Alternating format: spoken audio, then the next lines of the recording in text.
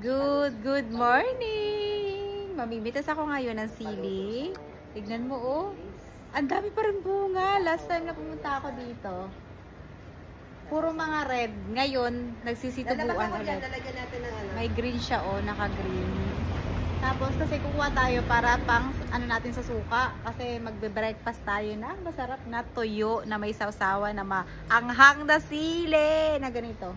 Actually, nagtanim ako nito sa bahay. Tumubo na siya, guys. So, yung ang ginawa ko, yung buto ng ganito, pinatuyo ko muna. Tapos, nung nag-dry na yung buto, tinanim ko lang siya. Actually, in-spark ko lang doon sa lupa. Tumubo na siya. Pakita ko sa inyo pagka medyo malaki-laki na. Yan, madali lang siyang tumubo. So, ayan, kuha tayo ng konting kulay pula. Tapos, ilagay natin sa suka. Ay, ang sarap ng ating breakfast. Ito, pakita mo. Sili. Ayan. Oh, ayan, nanguha tayo ng siling pang sawsawan sa tuyo.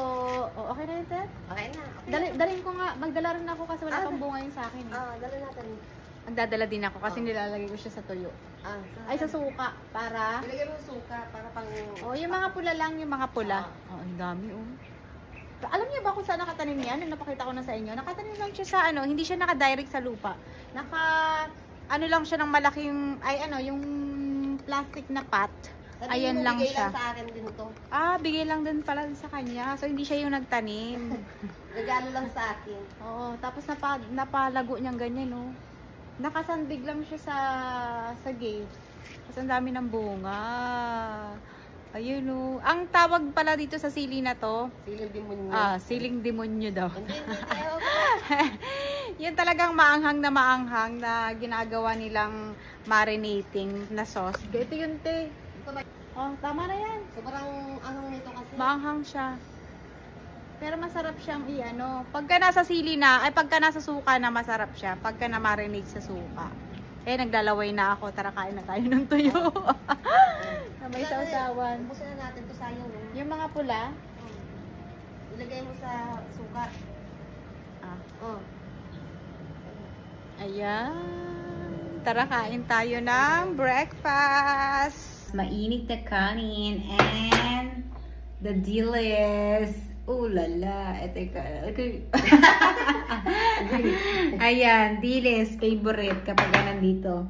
Tapos, ayan, may suka tayong maanghang na sili. Tapos, ito, uuwi ko to. Ito, iuwi ko yan. Yung kanin na umuusok-usok, sarap po. Kain tayo. Let's eat breakfast. Miss ko yung tuyo. Bilis lang. Tuyo na dry fish. Kasi pagka nagluto ka ng ganito sa bahay, amoy na amoy. Ayaw miss cut. Amoy daw. Amoy pepe. Grabe naman. Amoy bulok na kipais.